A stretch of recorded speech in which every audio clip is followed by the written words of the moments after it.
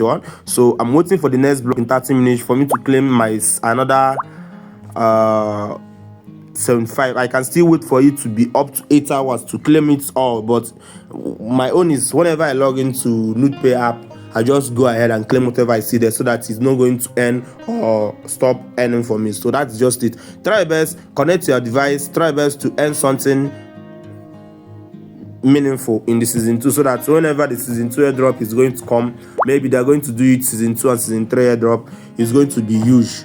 So this is it. I hope you guys got value from the video, because I'm done with the video. I hope you guys got value from it. If you got value from it, don't forget to drop a like on the video, subscribe for more updates, join my Telegram channel, and see you guys on my next video. Bye.